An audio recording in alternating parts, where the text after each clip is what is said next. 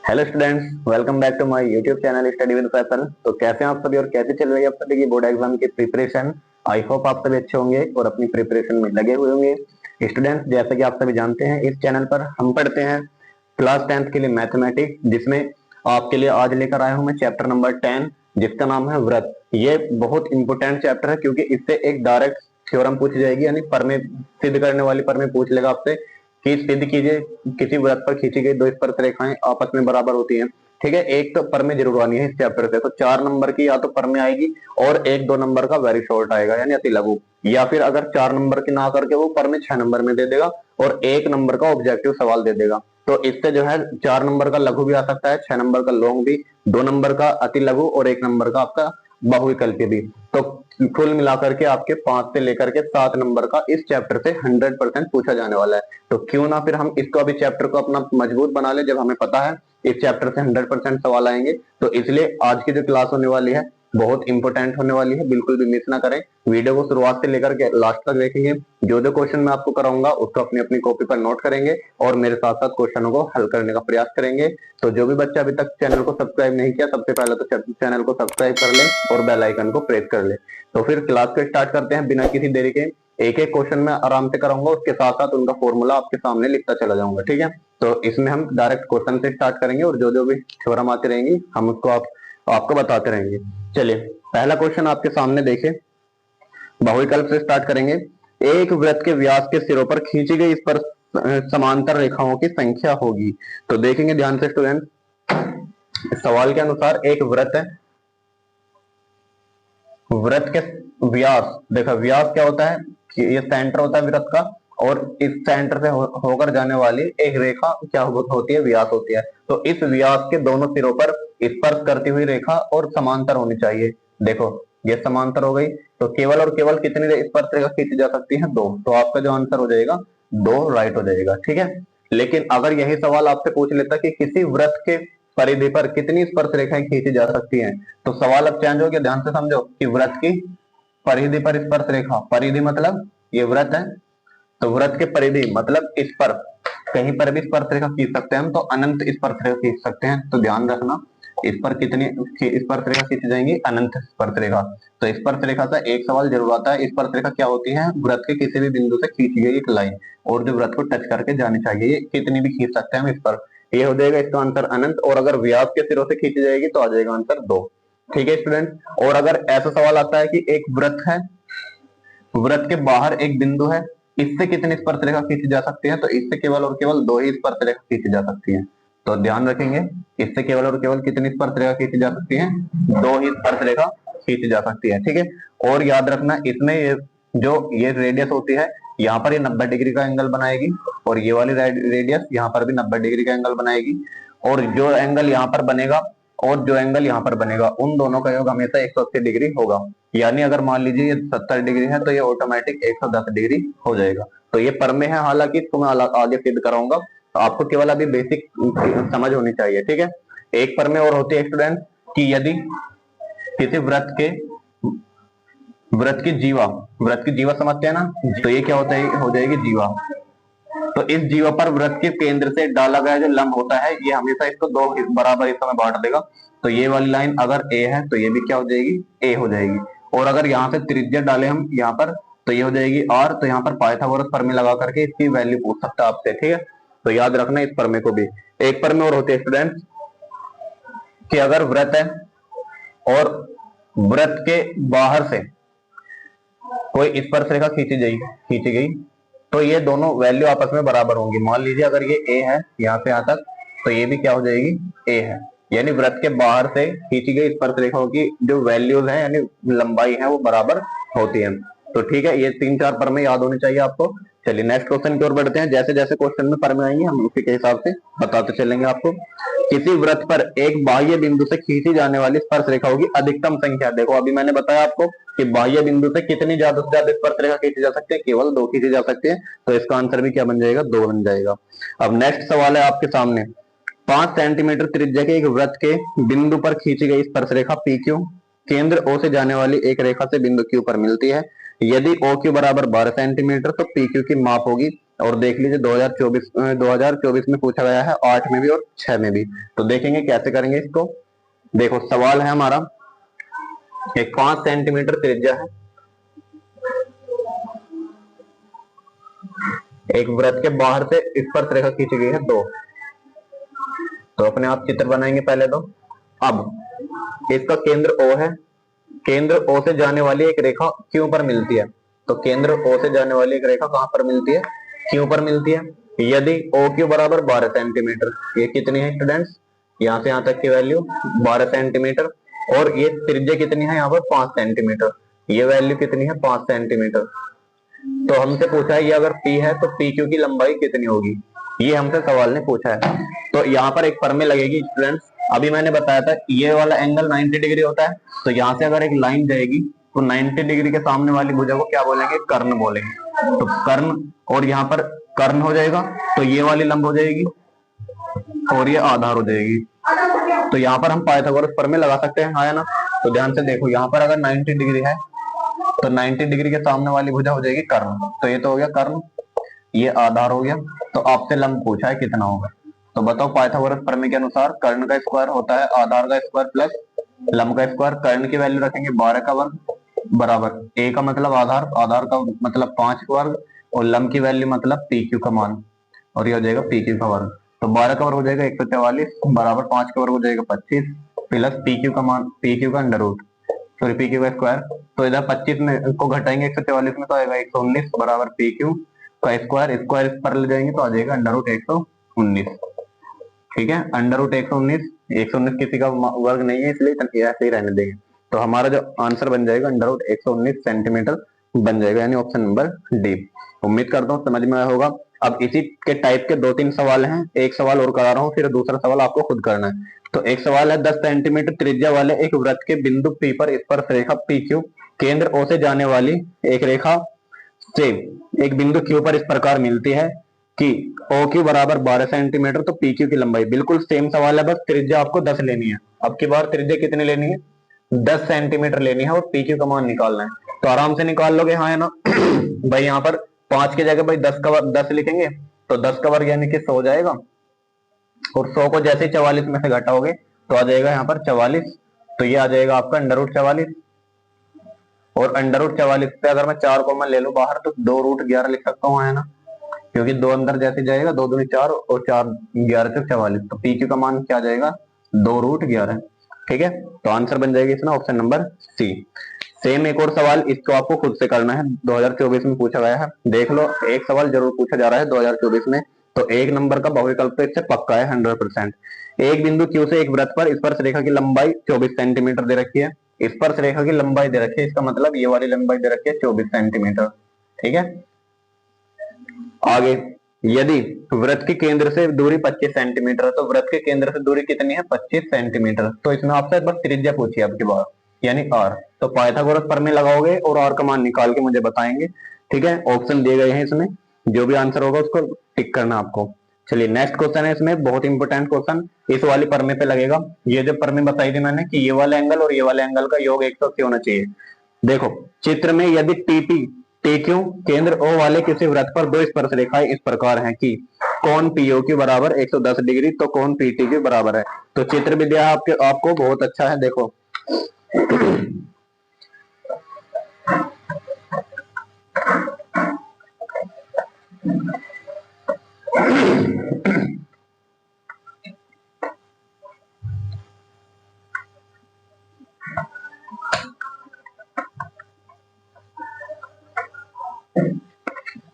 देखिए चित्र क्या दिया है आपको, एक वृत्त है जिसका केंद्र O है, और यहां से बाह्य बिंदु से दो स्पर्श रेखाएं खींची गई है। ये मान लीजिए T, ये P और ये Q। ये एंगल है 110 डिग्री। तो तुमसे पूछा है कौन PTQ, यानी PTQ का मतलब ये वाला एंगल पूछा है। तो आराम से बताएंगे दोनों का योगफल कितना आना चाहिए? 180 आना चाहिए। तो 180 करने के लिए इसमें कितना ऐड करें? 70। तो इसका आंसर क्या बन जाएगा? 70 डिग्री। ठीक है, बहुत आसान था, देख लो 3-4 बार एग्जाम में पूछा गया। नेक्स्ट सवाल है, ये आपको खुद से करना है। चित्र में यदि O केंद्र के वृत्त की PQ और PR दो स्पर्श रेखाएं हैं और कोण QPR बराबर 46 डिग्री है, तो कोण QOR का मान ज्ञात कीजिए। ठीक है, सेम सवाल है, इसको कर लेना। ठीक है, ये सवाल दिया गया है, यहाँ पर आपको कौन दिया है 46 डिग्री, तो ये वाला एंगल आपसे पूछा है, आराम से निकाल लेंगे। चलिए नेक्स्ट सवाल है, निम्न चित्र में ओ वृत्त का केंद्र है, पी ए और पी बी दो स्पर्श रेखाएं हैं, यदि कोण ए पी बी बराबर 50 डिग्री तो कोण ए ओ बी, सेम सवाल है, इसमें भी ये वाला एंगल निकालना है, आराम से निकाल लेना। चलिए नेक्स्ट सवाल की ओर बढ़ते हैं, यदि एक बिंदु P से O केंद्र वाले किसी वृत्त पर PA PB स्पर्श रेखाएं परस्पर 80 डिग्री के कोण पर झुकी है, तो POA का कोण POA होगा। देखो जो सवाल है इसको ध्यान से समझो, ये वृत्त है और एक बाह्य बिंदु से वृत्त पर दो स्पर्श रेखाएं खींची गई है, ठीक है। यदि इन दोनों के बीच का कोण है 80 डिग्री, ये आपका O हो जाएगा, ये इसकी त्रिज्या हो जाएंगी, ये ए, ये पी और ये बी। तो सवाल ने हमसे पूछा है POA, POA यानी ये वाला एंगल पूछा है हमसे, ठीक है। तो ये वाला एंगल कैसे निकालोगे, अभी मैंने आपको क्या बताया कि ये वाला एंगल और ये वाला एंगल कुल मिला करके 180 होना चाहिए। तो अगर ये टोटल 80 है तो ये पूरा एंगल कितना हो जाएगा, हाँ है ना, बताओ 100 डिग्री हो जाएगा नहीं हो जाएगा, क्योंकि दोनों का योग 180 होगा। तो अगर ये 100 डिग्री है तो इसका आधा कितना हो जाएगा, 50 डिग्री हो जाएगा। तो आंसर क्या बन जाएगा इसका, 50 डिग्री बन जाएगा, ठीक है। देख लो एग्जाम में आया हुआ है 2024 में, बिल्कुल कुछ पर में नहीं लिखनी, आपको दिमाग में ही करना है। जब अति लघु आएंगे या लघु आएंगे तब आपको पर में लिखनी पड़ेगी, बहुविकल्प में कोई पर में नहीं लिखनी, डायरेक्ट चित्र में करेंगे शॉर्ट मेथड से। चलिए नेक्स्ट सवाल है, चित्र में ओ वृत्त का केंद्र है, यदि कोण BOC बराबर 110 डिग्री है और AB तथा AC वृत्त की दो स्पर्श रेखाएं हैं, तो कोण OAB की माप होगी। तो ध्यान से देखो,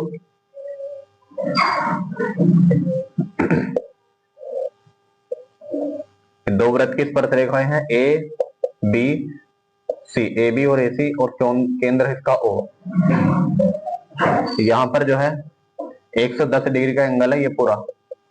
देखो BOC इसने पूछा है ना, BOC का मान दिया है, हमसे पूछा है OAB, तो OAB यानी ये वाला एंगल पूछा है ऊपर वाला। तो बहुत आसान है, सेम इसी के जैसा हो जाएगा। अगर ये 110 है तो ये टोटल कितना होना चाहिए बताओ, तो अगर ये 110 है तो ये टोटल होना चाहिए आपका 70 डिग्री, हाँ है ना, और 70 का आधा कितना होता है 35, तो ऊपर वाला कितना हो जाएगा, ये 35 डिग्री हो जाएगा। तो उम्मीद करता हूँ समझ में आ रहा होगा, अगर समझ में आ रहा हो तो वीडियो को लाइक जरूर कर दिया करें। चलिए नेक्स्ट क्वेश्चन है, यदि एक बिंदु P से O केंद्र वाले किसी वृत्त पर PA PB दो स्पर्श रेखाएं 180 डिग्री कोण पर झुकी हैं, तो POA का मान ज्ञात कीजिए। इसको खुद से कर लेना, ऐसे ही सवाल है सेम। चलिए नेक्स्ट क्वेश्चन आपके सामने, संलग्न चित्र में AB एक वृत्त की जीवा है तथा AOC वृत्त का व्यास इस प्रकार है कि कोण ACB बराबर 50 डिग्री है, यदि AT बिंदु A पर वृत्त की स्पर्श रेखा है तो कोण BAT बराबर होगा। तो ये एक नई प्रमेय है, इसको ध्यान से देखना। एक प्रमेय होती है कि अर्धवृत्त पर बना कोण समकोण होता है, ध्यान से रखना। देखो अर्धवृत्त कहां पर बनेगा, जब इसको हम दो हिस्सों में बांट देंगे ये हो जाएगा अर्धवृत्त। तो अब इसमें कोई सा भी एंगल बनाओ, तो अर्धवृत्त में कोई सा भी एंगल अगर हम बनाएंगे तो ये हमेशा 90 डिग्री बनेगा, आप चाहे बना के देख लो ना। ऐसे ही अगर नीचे वाले अर्धवृत्त पर हम यहाँ पर एक एंगल बना देते हैं तो ये भी क्या हो जाएगा, 90 डिग्री हो जाएगा, है ना। अगर हम यहाँ पर एक एंगल बनाते हैं ये वाला, तो ये भी 90 हो जाएगा। अगर हम यहाँ से एक एंगल बनाते हैं ये भी 90 हो जाएगा। यानी अर्धवृत्त पर कोई भी एंगल बनाओगे वो हमेशा क्या बनेगा, समकोण बनेगा। तो अब चित्र में जो एक चित्र दिया है यहाँ पर देखो, एक अर्धवृत्त है, देखो ये अर्धवृत्त ही तो है, ये दो हिस्सों में बांट देंगे, O से जा रही है रेखा, इसलिए हमें पता चल गया अर्धवृत्त है। तो अर्धवृत्त में एक एंगल दिया है ये वाला, ये B, ये C और ये A, और ये स्पर्श रेखा है T। तो इसने पूछा है हमसे यदि ये वाला एंगल 50 डिग्री हो तो बताओ BAT यानी BAT का मान क्या होगा, ये वाला एंगल हमसे पूछा है। तो अर्धवृत्त पर बना कोण कितना होता है समकोण, तो ये हो जाएगा 90 डिग्री। अच्छा अगर ये 90 है और ये 50 है तो ये वाला एंगल आप निकाल सकते हो आराम से, यानी क्योंकि तीनों त्रिभुज के कोणों का योग होना चाहिए 180, है तो आपको पता ही होगा। तो 180 करने के लिए 50 और 90 140 हो गए, तो ये हो जाएगा आपका 40 डिग्री। और अगर ये 40 है तो यहाँ से यहाँ तक ये पूरा एक 90 डिग्री तो बनना है। तो अगर ये इतना 40 है तो ये पूरा कितना हो जाएगा, 90 बनाने के लिए 50 हो जाएगा नहीं हो जाएगा, बताओ 50 और 40 मिलकर ही तो टोटल 90 बनेंगे। तो एक पर में तो ये हो गई कि अर्धवृत्त पर बना कोण समकोण होता है। अब दूसरी पर में ध्यान से देखो, अगर ये ऐसा ना होता, अगर ये अर्धवृत्त ना होता, मान लीजिए O है और एक ऐसे एंगल बना रखा है अंदर, ये वाला। अब ये अर्धवृत्त पर थोड़ी ना बनना है, और ये वाला एंगल दे दिया आपको 50 डिग्री, और आपसे पूछ ले ये वाला एंगल बताओ, बी ए टी, ये बी, ये ए, ये टी, ये हो जाएगा सी। तो ये वाला एंगल आपसे अगर पूछ लेता बी ए टी, कौन बी ए टी, तो याद रखना ये जो कौन बी ए टी है ये एकांतर वृत्तखंड, यानी ये वाला इसके बराबर हो जाएगा। ठीक है, ये वाला एंगल किसके बराबर हो जाएगा, इसके। यानी अगर ये 50 है तो डायरेक्ट आंसर क्या मारोगे 50। अगर ये 70 है तो ये भी क्या हो जाएगा 70। सेम इसी प्रकार यहाँ पे देखो, अगर ये 50 है तो यहाँ पर भी क्या आया आंसर 50 आया। तो इसलिए दोनों पर में सत्य हैं, वो अर्धवृत्त वाली है और ये बिना अर्धवृत्त वाली है। तो जब अर्धवृत्त होगा तो ऐसे करेंगे, और जब बिना अर्धवृत्त वाला होगा तो ऐसे करेंगे। चलिए नेक्स्ट सवाल की ओर बढ़ते हैं। उम्मीद करता हूँ पर में समझ में आ रही होंगी आपको।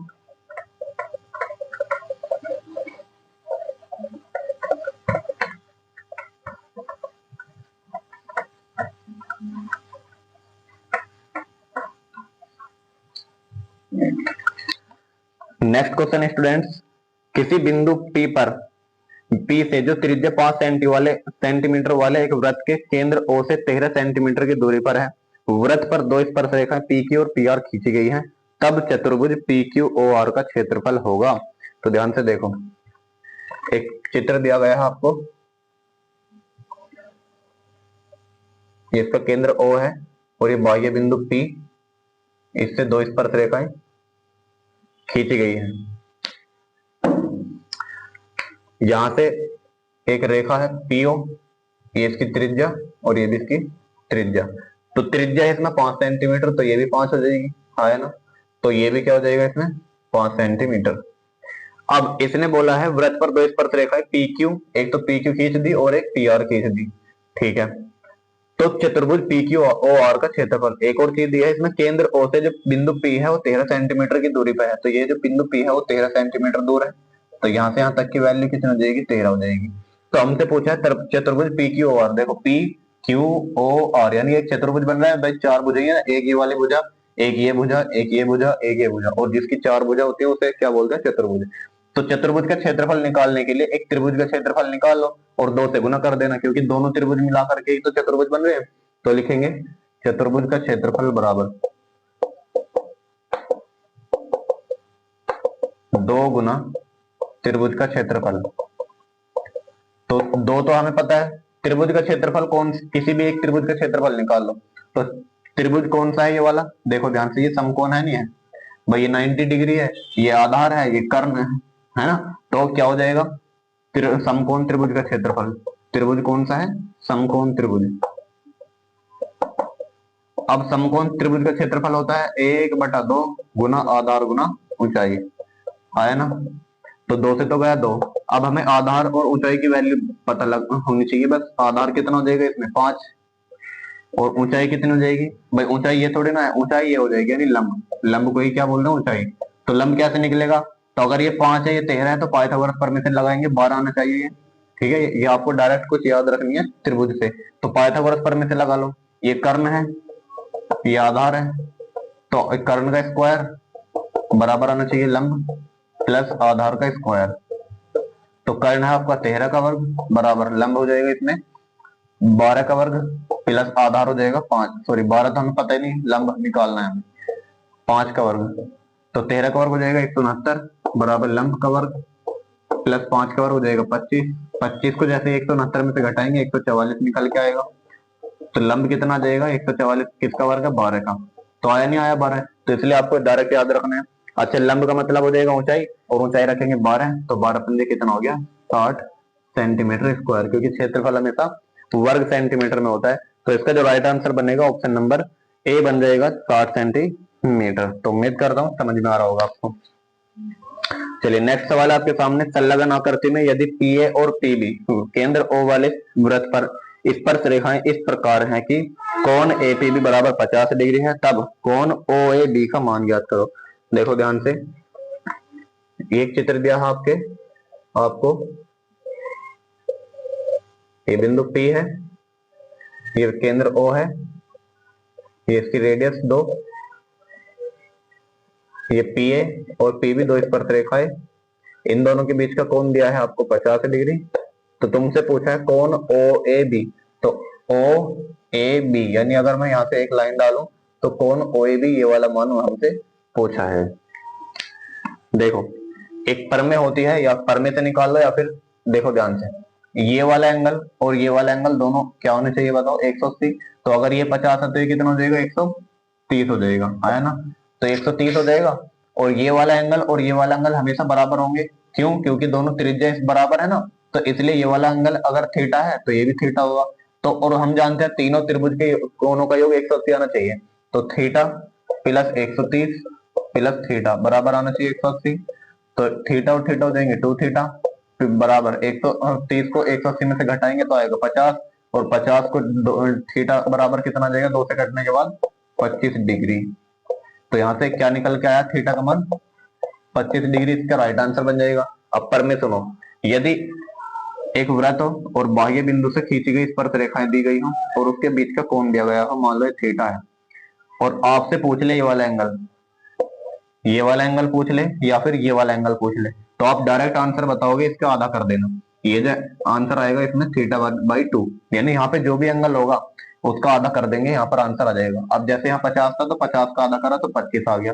मान लो यहाँ पर अगली बार 80 दे देगा, तो 80 का आधा करेंगे तो आएगा यहाँ पर 40। ठीक है, या तो आप तरीके से निकाल सकते हो या फिर ट्रिक से आप आराम से कर सकते हो। ये ट्रिक नहीं है, पर में है। ठीक है, तो ये पर में आ जाएंगे सारी, लॉन्ग में कराऊंगा इन्हें। चले नेक्स्ट क्वेश्चन देखेंगे। संलग्न आकृति में यदि O वृत्त का केंद्र है, PQ एक जीवा है तथा P पर खींची गई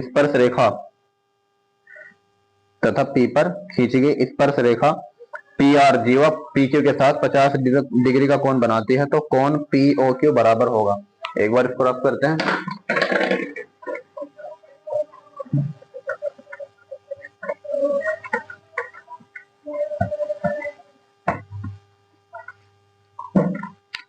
देखो ध्यान से, एक आकृति दी गई है, इसका सेंटर O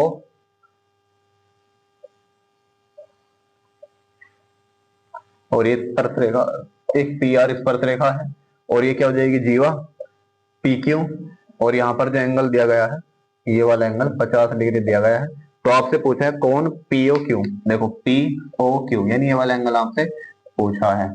ठीक है, तो ध्यान से समझो। मैंने आपको एक परमें बताई थी अभी, जिसमें हम अर्धवृत्त की बात कर रहे थे, लेकिन अर्धवृत्त ना दे करके एक त्रिभुज दे दे अंदर।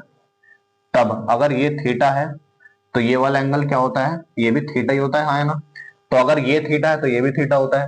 तो अब यहाँ पर ये वाला एंगल दिया है हमें 50, तो ये वाला एंगल कितना होगा, 50 ही होगा, नहीं होगा, हाँ है ना, इस परमे के अनुसार। तो ये 50 है, तो ये अगर 50 है भाई, ये जीवा है और ये त्रिज्या है। अभी मैंने आपको एक चीज बताई थी, ये वाला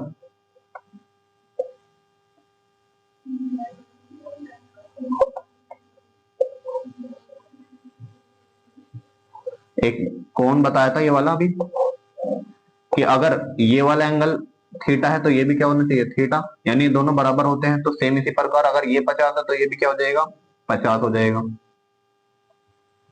ठीक है, तो ये 50 है तो ये भी क्या हो जाएगा, 50। अब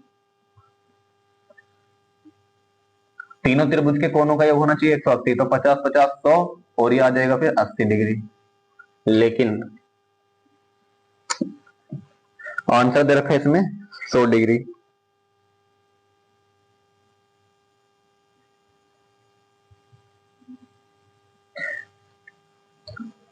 एक सेकंड, यहाँ पर जो है थोड़ा सा मिस्टेक हो गई है स्टूडेंट, ये वाली पर में नहीं लगेगी यहाँ पर। क्यों, क्योंकि यहाँ पर हमें ये नहीं पता ना, ये वाला एंगल यहाँ पे जो देखो तीनों कोने मिले हुए हैं वृत्त पर, और यहाँ पर एक ही दो ही कोने मिले हुए हैं। अगर ये तीसरा कोना यहाँ पर होता तब ये परमें सत्य हो जाती कि ये 50 है तो ये भी 50 है। ठीक है, तो इसलिए यहाँ पर जो है ये परमें नहीं लगेगी। तो अगर ये परमें नहीं लगेगी तो इस कौन सी परमें लगेगी अभी बताऊंगा। देखो अगर ये 50 है तो ये क्या होगा भाई, 90 डिग्री है, नहीं है, यहाँ से एक भुजा पे डाला गया लंब ये 90 डिग्री बना रहा है। ठीक है, तो ये वाला जो ये लंब है ये हमेशा इस पर 90 डिग्री बनाएगा। तो ये टोटल लंबा होना चाहिए, इतना 50 है तो ये कितना आना चाहिए, फिर 40 आना चाहिए, नहीं आना चाहिए। ठीक है, अब 40 ये है तो ये भी 40 ही होगा इस परमे के अनुसार। देख लो ये सेंटर पे है ना, ये सेंटर है, और ये हो जाएगा 40। अब 40 40 180, सॉरी 40 40 80, 180 बनाने के लिए यहाँ पर एंगल हो जाएगा 100, तो इसका जो आंसर बनेगा 100। तो अब इसकी ट्रिक सुनो ध्यान से। अगर आपके सामने कभी ऐसा सवाल आ जाए कि एक सेंटर से दो एंगल बना रखे हो, ठीक है, और कभी आपसे ये वाला एंगल दे रखा हो कि इधर का या फिर इधर का कोई सा भी दे रखा हो, तो अगर ये आपसे थीटा दिया है और ये वाला पूछ ले डायरेक्ट, तो इसका जो आंसर आएगा इसका डबल कर देना, यानी 2 थीटा। ठीक है, अगर ये थीटा है तो ये क्या हो जाएगा, 2 थीटा हो जाएगा। जैसे यहाँ पर अगर ये 50 है तो ये कितना हो गया, 100। तो उम्मीद करता हूँ समझ में आया होगा, नोट करेंगे यहाँ तक। चलिए देखिए स्टूडेंट, इतने ऑब्जेक्टिव सवाल बहुत हैं। इसके बाद हम देखते हैं अतिलघु टाइप के क्वेश्चन कैसे होते हैं। तो अतिलघु देखिए, सबसे पहला क्वेश्चन, संलग्न चित्र में वृत्त पी क्यू टी डैश का केंद्र O है, बाह्य बिंदु P से PT और PT डैश स्पर्शिका खींची गई है। यदि कोण T की T डैश की माप 42 डिग्री हो तो TP T डैश की माप ज्ञात कीजिए। तो चित्र दिया गया है आपको, चित्र से और समझ में आ जाएगा, ध्यान से देखो। तो चित्र क्या है, एक सर्किल है यानी वृत्त है, इसका केंद्र O और ये बाह्य बिंदु P, इससे दो स्पर्श रेखाएं खींची गई हैं, TP और T डैश। ये हो जाएगा T और ये हो जाएगा T डैश। ठीक है, ये इसका सेंटर है और एक एंगल बनाया गया है यहाँ पर, ये कितना है, 42 डिग्री का, और इसका नाम है Q। तो हमसे पूछा है TP T डैश का मान, यानी ये वाला एंगल हमसे पूछा है। तो ध्यान से समझो स्टूडेंट्स, एक क्या होती है, प्रमेय होती है कि केंद्र पर जो बना कोण होता है वो परिधि पर बने कोण का डबल होता है। क्या प्रमेय बताई मैंने, केंद्र पर बना कोण परिधि के कोण का डबल होता है, याद रखना। तो लिखेंगे सॉल्यूशन। हम जानते हैं कि केंद्र पर बना कोण परिधि पर बने कोण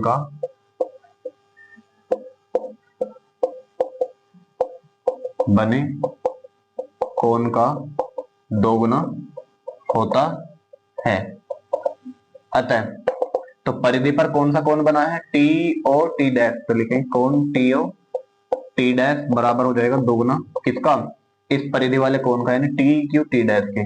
तो TQ T डैश, और TQ T डैश का मान है कितना, 42 डिग्री, तो यह आ जाएगा 84 डिग्री। तो ये किसका मान आया, T और T डैश, यानी ये तो इसका मान आ गया 84 डिग्री। अब हमें निकालना किसका मान है, इसका।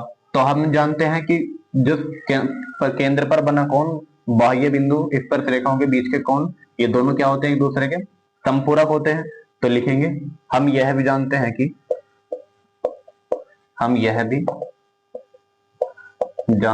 कि स्पर्श रेखाओं के बीच बना कोण,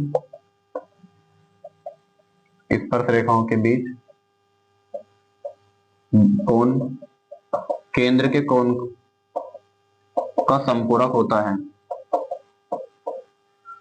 संपूरक मतलब दोनों का योगफल 180 होना चाहिए। तो दोनों का योग अगर 180 होना चाहिए तो लिखेंगे कोण TP T डैश प्लस इस वाले एंगल का, यानी कोण T और T डैश को मिलाकर के 180 आना चाहिए, आया ना। अब T और T डैश है कितना, 84, तो 84 लिखेंगे, और हमें निकालना है TP T डैश बराबर 180। 84 को जैसे ही 180 में से घटाओगे आ जाएगा 96 डिग्री। तो कोण TP T डैश का मान आ जाएगा 96 डिग्री, और यही क्या हो जाएगा, इस क्वेश्चन का राइट आंसर हो जाएगा। देख लीजिए 2 नंबर का सवाल है और 2 ही प्रमेय लगी, तो इसलिए प्रमेय जितनी याद होंगी आपको अच्छे से उतना ही आसान हो जाएगा क्वेश्चन को करना। तो एक एक प्रमेय नोट करते चलेंगे। तो उसके बाद अब जैसे ये प्रमेय आ गई है, अब इनका प्रूफ तो आपके पास है नहीं कि सिद्ध कैसे होगी भाई। तो जो सिद्ध करने वाली प्रमेय आती है, मेन नहीं आती है, ज्यादा नहीं आती, 2-3 प्रमेय है, उनको मैं लॉन्ग क्वेश्चन में आराम से करा दूंगा। अभी फिलहाल इनको नोट कर लीजिए। चलिए इसमें नेक्स्ट क्वेश्चन करेंगे। संलग्न चित्र में O वृत्त का केंद्र है और TPQ स्पर्श रेखा है। यदि कोण RPQ बराबर 50 डिग्री तो कोण PSR का मान ज्ञात कीजिए। इसको मैं रफ करता हूं, नोट करेंगे।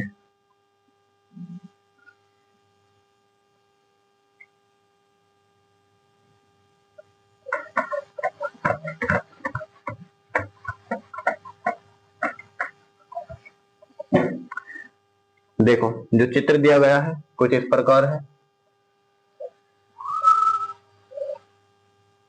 ये इसका सेंटर O और सेंटर से जाने वाला ये SR, और यहाँ पर एक एंगल बनाया गया है, और ये एंगल दिया है आपको 50 डिग्री, ये टी, ये पी और ये क्यू। तो आपसे पूछा है कौन पी एस आर, तो पी एस आर कहाँ बनेगा, पी एस आर, यानी ये वाला एंगल आपसे पूछा है। ठीक है, तो मैंने अभी एक चीज बताई थी कि एकांतर वृत्तखंड के कोण बराबर होते हैं, तो ये 50 है तो ये भी क्या देगा 50 डिग्री। तो इसमें डायरेक्ट फॉर्मूला लिख देंगे क्या, सॉल्यूशन, क्योंकि हम जानते हैं कि एकांतर वृत्तखंडों के कोण बराबर होते हैं। अतः ये वाला जो एंगल है कोण पी एस आर, ये किसके बराबर आ जाएगा, कोण आर पी क्यू के, और ये हो जाएगा 50 डिग्री। तो कोण पी एस आर का मान कितना आ गया 50 डिग्री। और देख लो 2 नंबर का सवाल था, एक पर में लगे और आंसर आ गया आपके सामने। चलिए नेक्स्ट क्वेश्चन की ओर बढ़ेंगे स्टूडेंट। ये वाले स्टूडेंट क्वेश्चन बहुत ज्यादा इंपॉर्टेंट है, तो इसके आने के चांस है, इसको बिल्कुल नहीं छोड़ना। निम्नांकित चित्र में ए बी और सी डी दो वृत्तों की उभयनिष्ठ रेखाएं इस प्रकार हैं कि बिंदु ई पर प्रतिच्छेद करती हैं। सिद्ध कीजिए ए ई प्लस ई डी बराबर बी ई प्लस ई सी। देखो बहुत आसान तरीके से समझाऊंगा, एक लाइन में आंसर आ जाएगा।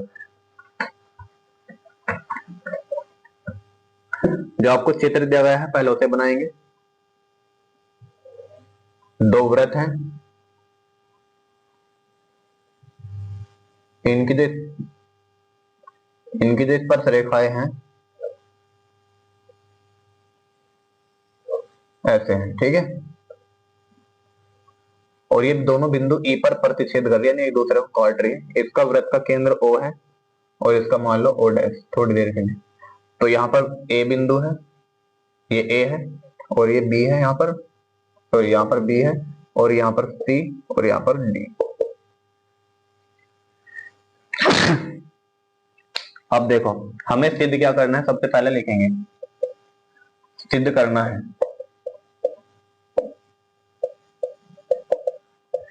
सिद्ध क्या करना है, ए ई प्लस ई बी क्या है भाई, ए ई प्लस ई डी है। तो लिख लो पहले एक बार, ए ई प्लस ई डी बराबर बी ई प्लस ई सी। ये हमें क्या करना है, सिद्ध करना है स्टूडेंट्स।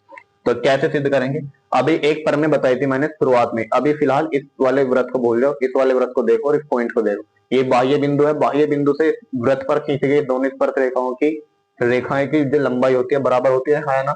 तो अगर ये ए ई है तो ए ई बराबर क्या हो जाएगा ई सी के। तो लिखेंगे हम जानते हैं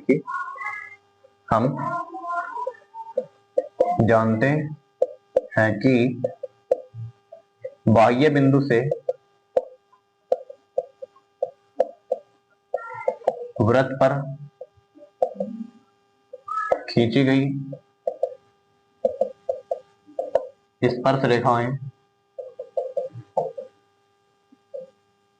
बराबर होती हैं।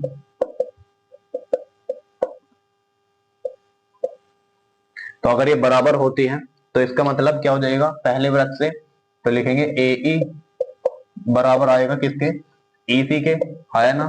तो समीकरण 1 दे लो। इसी प्रकार डीई बराबर आ जाएगा किसके, ई बी के। तो लिखेंगे इसी प्रकार ईडी कह सकते हो या डीई कह सकते हो भाई। ईडी किसके बराबर आएगा, ई बी के। अब इन दोनों इक्वेशन को जोड़ दोगे, क्योंकि मुझे चाहिए ए ई प्लस ई डी। तो ए ई प्लस ई डी कब आएगा, जब ए ई में ई डी जोड़ूंगा, यानी समीकरण 1 और समीकरण 2 को बस आपको जोड़ना है। समीकरण 1 प्लस समीकरण 2।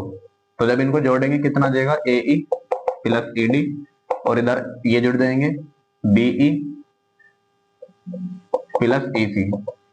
और यही क्या करना था, हमें सिद्ध करना था, हेंस प्रूव। तो देख लो कितने आसान क्वेश्चन है। तो बिल्कुल भी नहीं छोड़ना इस चैप्टर को, बहुत आसान तरीके से मैं समझाने वाला हूँ, नोट कीजिएगा। चलिए अब बढ़ते हैं स्टूडेंट्स लघु क्वेश्चन की ओर, जो आपसे 4 नंबर में पूछे जाएंगे। पहले यहां तक नोट करो।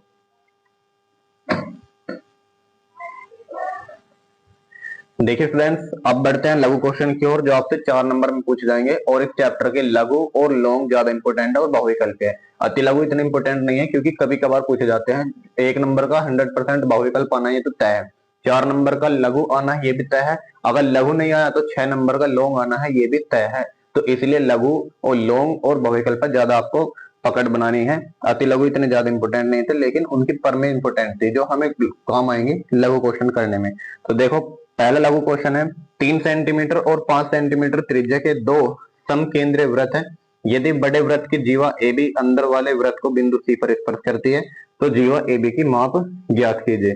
तो देखो इसमें कोई चित्र नहीं दिया गया आपको, केवल सवाल दिया गया है। देखो पहला सवाल, इसने बोला 3 सेंटीमीटर और 5 सेंटीमीटर त्रिज्या के दो समकेंद्रीय वृत्त। समकेंद्रीय वृत्त ऐसे वृत्त होते हैं जिनका केंद्र एक ही होता है। तो मान लो अगर एक वृत्त हमने ऐसे खींचा जिसका केंद्र O है और दूसरा भी वृत्त इसी केंद्र को मानकर खींचना है इसके बाहर, तो ये दोनों वृत्त कैसे हो जाएंगे, एक दूसरे के समकेंद्रीय वृत्त हो जाएंगे।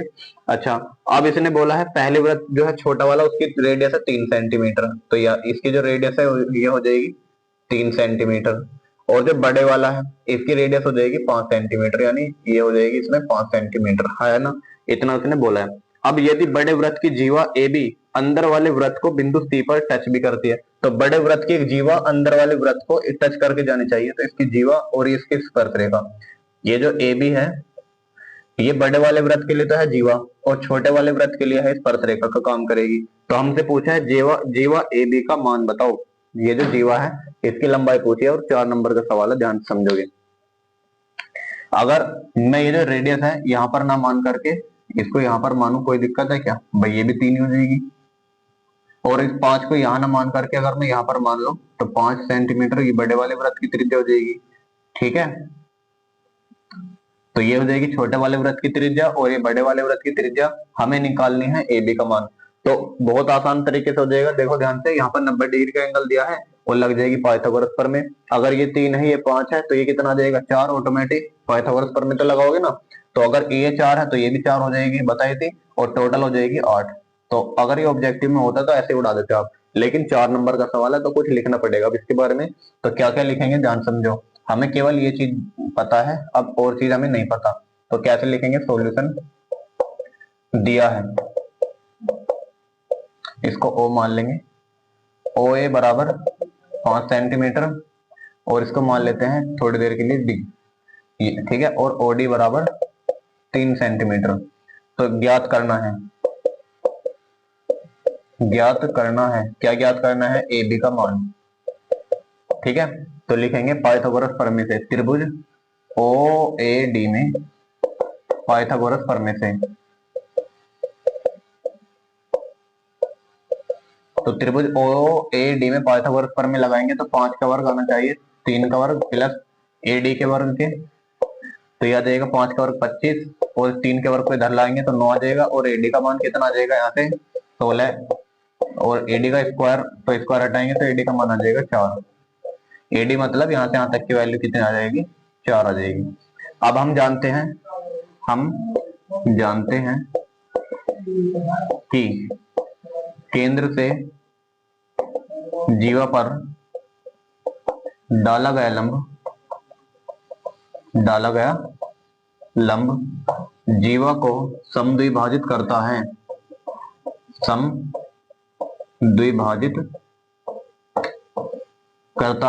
ना। तो ये जीवा है और ये केंद्र से जीवा पर डाला गया लंब जीवा को समद्विभाजित का मतलब है 2 बराबर हिस्सों में बांटता है। तो लिखेंगे अतः AD बराबर हो जाएगा किसके, BD के। तो अगर AD तुम्हारा 4 है तो BD भी कितना आ जाएगा 4, तो BD बराबर भी कितना आ जाएगा 4। तो हमारी जो AB है, अतः जीवा AB ये किस किस से मिलकर बनी है, AD और DB से तो मिलकर बनी है। तो लिखेंगे AD प्लस BD, तो कितना आ जाएगा, AD भी 4 BD भी 4, तो 4 प्लस 4 यानी 8 सेंटीमीटर। तो इस प्रकार से अगर आप लिखोगे तो कोई माइकल लाल नहीं जो आपका 1 नंबर भी कट कर दे, 4 नंबर बिल्कुल जूगे तो मिल जाएंगे आपको, ठीक है। चलिए नेक्स्ट क्वेश्चन की ओर बढ़ते हैं, नोट करेंगे फटाक से। अब नेक्स्ट क्वेश्चन स्टूडेंट बिल्कुल सेम है, इसको खुद से कर लेना। 15 सेंटीमीटर और 17 सेंटीमीटर वाले त्रिज्या के दो समकेंद्रीय वृत्त ऐसे ही बनाएंगे, एक के 15 ले लेना और दूसरे के 17 ले लेना। पहले इसको निकाल लेंगे पाइथागोरस प्रमेय से, 15 17, तो तीसरी कितनी आती है 16 8 आती है शायद, ठीक है। और हमसे फिर पूछा है इस जीवा की वैल्यू बताओ, ठीक है। तो इसको कर लेना, इसका आंसर आना चाहिए 16। Next question student, question number 3, एक बिंदु ए से जो वृत्त के केंद्र से 7.5 सेंटीमीटर दूरी पर है, वृत्त पर स्पर्श रेखा की लंबाई 6 सेंटीमीटर है, तो वृत्त की त्रिज्या ज्ञात कीजिए। ये मेरा कराया हुआ क्वेश्चन है, ऑब्जेक्टिव में मैंने कराया था, इसको कर लेना पाइथागोरस पर में लगा करके। कैसे, पहले चित्र बना के दिखा रहा हूं आपको, देखो। एक बिंदु ए से, एक बिंदु ए मान लेंगे यहाँ पर, ए से वृत्त के केंद्र, जो वृत्त का केंद्र ओ है, जिससे 7.5 सेंटीमीटर की दूरी पर है। पहले तो यहाँ से लिखे देंगे 7.5 सेंटीमीटर की दूरी पर है। वृत्त की जो स्पर्श रेखा की लंबाई है वो है 6, तो स्पर्श रेखा है ये 6, यहाँ से यहाँ तक। तो हमसे पूछा है वृत्त की त्रिज्या, तो आराम से निकाल लोगे ना भाई, पाइथागोरस पर में लगाओगे और त्रिज्या फाइंड आउट कर लेंगे। चलिए नेक्स्ट सवाल है स्टूडेंट, और ये है आपका इंपोर्टेंट क्वेश्चन, इसमें पर में लगेंगे 2-3। पहले इसको मैं रफ कर देता हूं।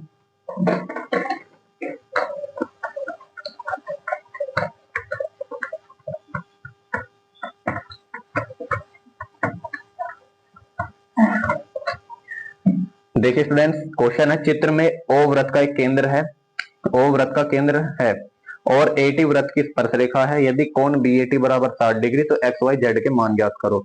देखो चित्र दिया गया है आपको, बहुत अच्छे। चलो चित्र दिया है तो फायदा हो जाता है चित्र से। तो चित्र में क्या क्या दिया है, ये इसका वृत्त केंद्र ओ और इसकी स्पर्श रेखा एटी, और यहां से एक ट्रायंगल बनाया गया है, और यहां से एक और ट्रायंगल बनाया गया है। ये एंगल है आपका 60 डिग्री, और ये हो जाएगा जेड, ये हो जाएगा वाई, और ये हो जाएगा एक्स। ये आपसे पूछा है, ये सी, ये बी, ये ए। तो 3 चीजें पूछी हैं, एक्स वाई और जेड का मान। तो कैसे निकालोगे, अब आपको केवल एक ही एंगल पता है 60, और इसी के माध्यम से हमें एक्स वाई जेड के मान निकालने हैं। तो पर में लगाएंगे, आराम से हो जाएगा। कैसे, मैंने बताया था कि ये वाला वृत्तखंड का कोण जो होता है एक्स, ये अगर थीटा है तो ये भी थीटा होगा, यानी अगर ये 60 है तो ये भी 60 होगा। तो ये वाला जो एंगल हो गया 60 डिग्री हो गया। कैसे, एक्स बराबर 60। ठीक है, अब ये भी बताया था आपको कि केंद्र पर बना कोण परिधि पर बने कोण का डबल होता है। ये अगर ये 60 है तो ये हो जाएगा 120। ठीक है, ये 120 हो जाएगा। और अगर ये 120 है और ये दोनों एंगल कितने कितने क्या भाई, बराबर बराबर है, तो दोनों बराबर है और आना चाहिए टोटल 180। 180 करने के लिए इन्हें कितने की जरूरत है, 60 की, तो 30-30 हो जाएंगे ये। ठीक है, तो आगे देखो एक्स वाई जेड के, अगर ये बहुविकल्प पे होता तो हम ऐसे निकाल लेते, लेकिन अब है लघु क्वेश्चन 4 नंबर का, तो आपको इसमें लिखना पड़ेगा क्या। देखो दिया है, जो सबसे पहले दिया है उसे लिखेंगे, कोण बी ए टी बराबर 60 डिग्री। ठीक है, ज्ञात करना है एक्स वाई जेड का मान, तो लिखेंगे, हम जानते हैं कि एकांतर वृत्तखंड के कोण बराबर होते हैं, एकांतर वृत्तखंड के कोण बराबर होते हैं। तो एकांतर वृत्तखंड का कोण कौन सा है, ये वाला, यानी बी सी ए, यानी क्या तो डायरेक्ट एक्स का मान आता है। कोण बी सी ए बराबर होगा किसके, कोण बी ए टी। तो बी ए टी है कितना, 60 डिग्री, और बी सी ए का मतलब एक्स, तो एक्स का मान आ गया 60 डिग्री। तो एक्स का मान 60 हो गया। अब हम यह भी जानते हैं, तो लिखेंगे, हम यह भी जानते हैं कि केंद्र पर बना कोण, केंद्र पर बना कोण परिधि पर बने कोण का दुगना होता है, परिधि पर बने कोण का दुगना होता है। तो दुगना होता है, इसका मतलब ये जो केंद्र पर बना कोण है y, ये x का डबल होगा, अतः y बराबर हो जाएगा 2 गुना x, और x का मान है 60, तो 60 दूनी लेंगे 120, तो y का मान आ गया 120। ठीक है, अब हम जानते हैं, तो लिखेंगे, हम जानते हैं कि त्रिभुज के तीनों कोनों का योग, तीनों कोनों का योग 180 होता है, 180 होता है। तो लिखेंगे यहां पर, क्या लिखोगे, ये त्रिभुज के कोण से मत निकालो, ऐसे निकाल लो भाई। केंद्र से डाला गया लंब ये 90 डिग्री होना चाहिए पूरा। अगर ये 90 है, इसमें से इतना 60 है, तो ये 30 बचा नहीं बचा, तो इसको हटाओ, त्रिभुज के तीनों कोनों का योग हटाओ इसको। तो लिखेंगे, क्योंकि क्या है इसमें, ओ ए टी बराबर एक 90 डिग्री का एंगल बन रहा है, ओ ए टी बराबर 90 डिग्री, और OAT किस किस से मिलकर बना है, एक तो OAB से और एक BET से। तो इसको हम तोड़ देंगे कोण OAB में और प्लस कोण BET में और बराबर आना चाहिए 90। तो कोण OAB का मतलब क्या है भाई, OAB का मतलब है Z, तो इसे लिखेंगे Z। BAT कितना दिया है यहाँ पर 60 डिग्री, तो लिखेंगे 60 डिग्री बराबर 90 डिग्री। तो 60 को 90 में से ले जाएंगे, Z बराबर 30 डिग्री। तो एक्स वाई जेड के मान आ चुके हैं और 4 नंबर आपके पक्के। देख लीजिए बहुत आसान क्वेश्चन है, नोट करेंगे इसको, फिर अगले क्वेश्चन पर बढ़ेंगे। चलिए अब जो अगला सवाल है ये वेरी वेरी इंपॉर्टेंट क्वेश्चन है और 2024 में आया हुआ भी क्वेश्चन है, इसको पहले रख कर देता हूं।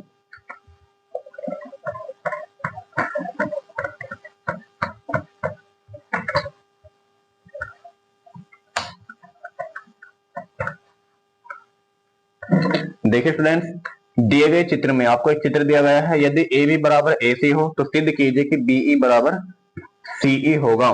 तो देखो स्टूडेंट्स ध्यान से, एक चित्र दिया गया है आपको और इसके अंदर एक सर्किल है,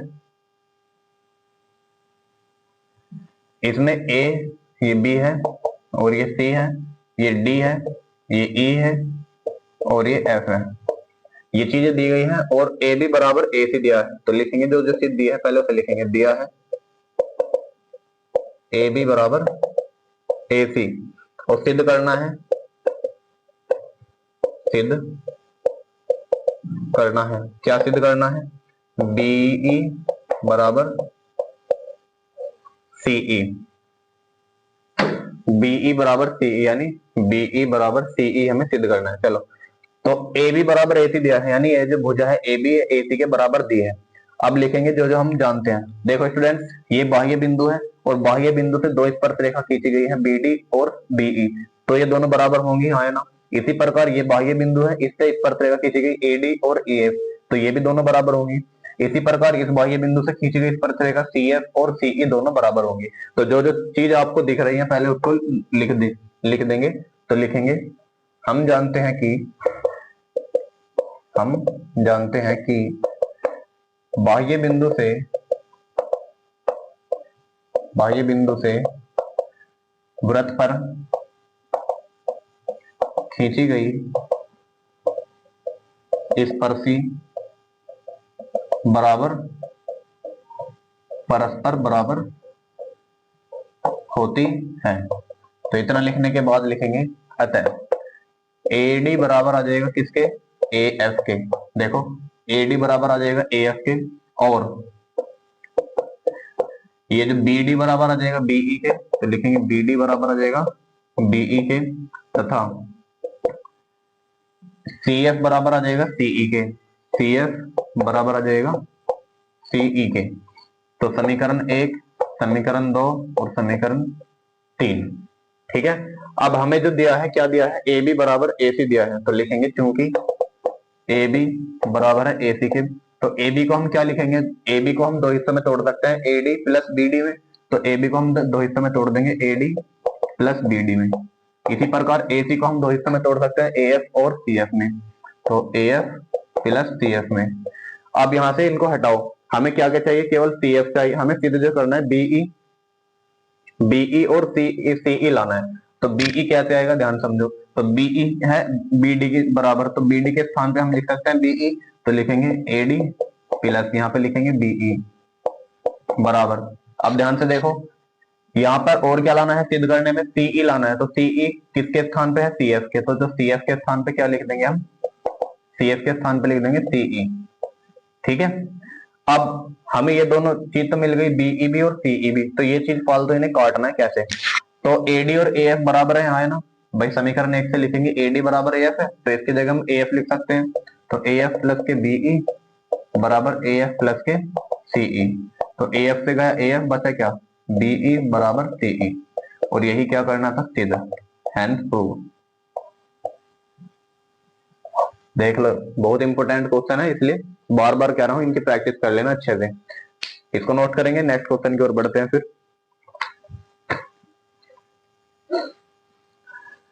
चलिए नेक्स्ट क्वेश्चन की ओर बढ़ेंगे, नोट कर लिया होगा, स्क्रीनशॉट ले लिया करो भाई। चलो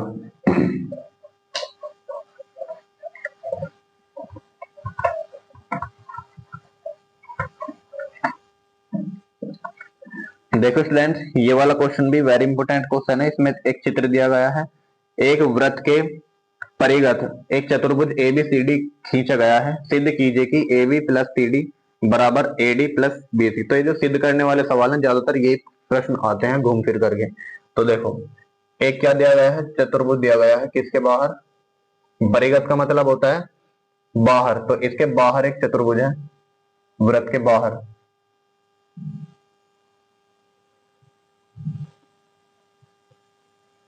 ठीक है, ये वृत्त के बाहर एक चतुर्भुज बनाना है।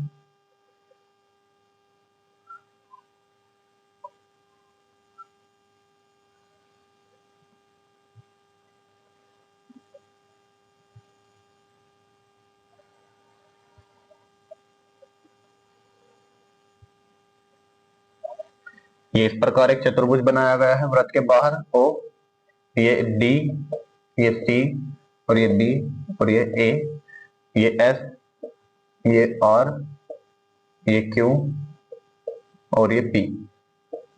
तो हमें जो सिद्ध करना है, पहले लिखेंगे जो दिया है, क्वेश्चन दिया है, दिया तो कुछ नहीं है, बस सिद्ध करना है।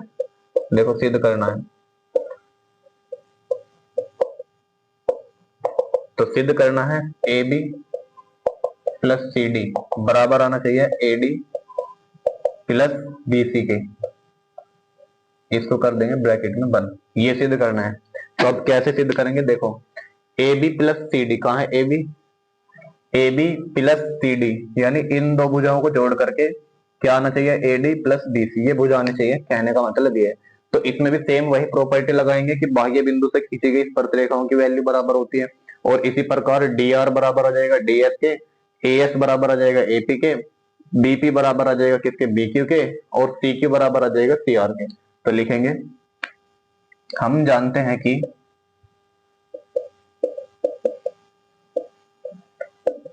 बाह्य बिंदु से, भाई इसको तो लिख लोगे ना आप, पर में को लिख लेना कि बाह्य बिंदु से वृत्त पर खींची गई स्पर्शरेखा बराबर होती है। अतः यहां से स्टार्ट करो, ए बी, ए पी है ना, तो ए पी बराबर हो जाएगा किसके, ए सी के, ये एस है, ठीक है, ए एस के, समीकरण एक। अब आ जाओ बी पे, तो बीपी बराबर आ जाएगा बी क्यू के, तो बीपी बराबर आ जाएगा बी क्यू के, समीकरण नंबर 2, और सी क्यू बराबर आ जाएगा सी आर के, सी क्यू बराबर आ जाएगा सी आर के, समीकरण नंबर 3, और डी आर बराबर आ जाएगा डी एस के, तो डी आर बराबर डी एस, समीकरण नंबर 4। अब जो हमें सिद्ध करना है, देखो, हमें चाहिए A B plus C D और आना चाहिए A D plus B C. तो ए बी कैसे बनेगा, ध्यान समझो, ए बी कहाँ है, ये रहा ए बी। ए बी ऐसे बनेगा कि ए पी और बीपी को जोड़ना है।